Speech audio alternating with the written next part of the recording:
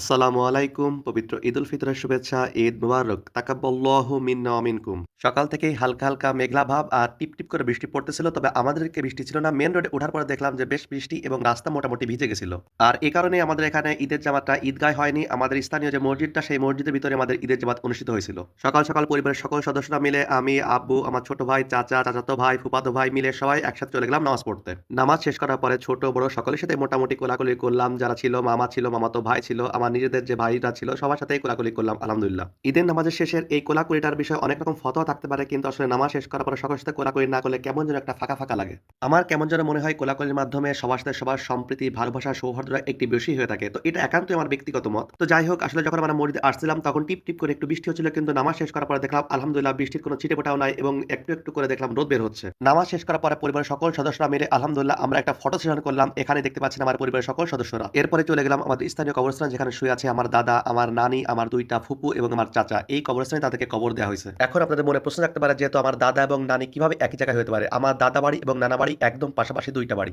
কবর জিয়ারত করার পরে সরাসরি বাড়িতে চলে আসলাম এবং তারপরে হালকা কিছু খাওয়া-দাওয়া করে চলে গেলাম আমাদের চিরচেনা প্রতিনিয়ত যে কাজগুলো সেই কাজের ভিতরে। আমি আপনাদেরকে কখনো আমার ছোটখাটো যে খামারটা আছে তার ভিতরে কখনো দেখাইনি। আজকেই ১ম আপনাদেরকে এখানে নিয়ে আসলাম। এর আগে আপনারা টুকটাক আমার ভিডিওতে আমার হাঁস, মুরগি, গরু, ছাগল, কবুতর সবকিছুই দেখছেন কিন্তু কখনোই আপনাদেরকে আমি পুরোটা দেখাইনি। আর খামারের ভিতরে পরিবেশ তো কখনোই আপনাদেরকে দেখানো হয়নি। ঈদের দিন হোক বা এমনি দিন হোক প্রতিদিন আমাদের যে কাজগুলো থাকে দৈনন্দিন কাজ সেই কাজগুলোই করতেছি। আর আজকে আপনাদেরকে দেখাবো ঈদের দিন হোক বা যেকোনো দিন আমাদের কি, কি কাজ করা লাগে। তো সকালে যেহেতু হালকা, হালকা টিপটিপ বৃষ্টি হয়েছিল এজন্য মাটিটা হালকা, হালকা ভিজে গেছিল এবং আমরা সকালবেলা আমাদের খামারের পুরো জায়গাটা সুন্দর করে পরিষ্কার করে ঝাড় দিয়ে ময়লা ফেলে দিলাম। আর এরপরে কাজ হচ্ছে ছাগলের জন্য খড় মাখানো আর সেজন্যই সকাল, সকাল হালকা কিছু খাওয়া-দাওয়া করে চলে আসলাম ছাগলের জন্য খড় মাখাতে। আমরা প্রতিদিনই সকালবেলা ছাগলকে সুন্দর করে ভুসি দিয়ে এবং লবণ দিয়ে খড় মাখিয়ে ছাগলকে এই পটে, পটে প্রত্যেককে খেতে দিই। ঈদের দিন হোক বা এমনি দিন হোক কাজ তো কাজই করা লাগবে কারণ আমাদের ঈদ দিন হইতে পারে কিন্তু ওরা তো আর আমাদের জন্য না খেয়ে বসে থাকবে না। এজন্য ওদেরকে তো একটু ভালো খাইতেই দিতে হবে। আর এজন্য সকাল, সকাল আমার ফুফাতো ভাই এসে বলছে, "ভাইয়া আজ কিন্তু ওদেরকে একটু বেশি করে ভুসি দিবেন কারণ আজকে তো ঈদের দিন ওদেরও একটু ভালো মন্দ খাওয়া দরকার।"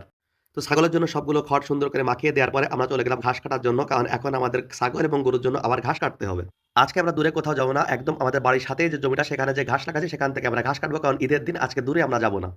তো ঘাস কাটা শেষ করার পরে দুপুরে আমার এক আন্টির বাসায় দাওয়াত ছিল। সেখানে আমি দুপুরে খাইতে গেলাম। তো দেখতেই পাচ্ছেন এখন ঈদের দিনে সেই খাবারের আয়োজনটি। আসলে ঈদের দিন প্রচুর পরিমাণ দাওয়াত থাকে। আপনাদেরকে আগেই বলছি যে আমার নানা বাড়ি এবং দাদা বাড়ি একই সীমানা ইনশাআল্লাহ পরবর্তীতে আপনাদেরকে এই নিয়ে একটা পুরো ভিডিওতে দেখাবো। এরপরে পাশেই রয়েছে আমার আর ২ টা মামা বাড়ি। এজন্য প্রত্যেক বাড়িতেই দাওয়াত থাকে আর প্রতি বাড়িতেই যেয়ে হালকা করে কিছু খাওয়া-দাওয়া করতে হয়। তো এখন আপনারা আমার পাশে যে মানুষটাকে দেখতে পাচ্ছেন ইনি হচ্ছে আমার দাদি। আমার একমাত্র দাদিই বেঁচে আছে। আমার দাদা নাই, নানা নাই, নানি নাই। কেউই বেঁচে নেই। শুধুমাত্র এই দাদিই আমার একমাত্র জীবিত আছে।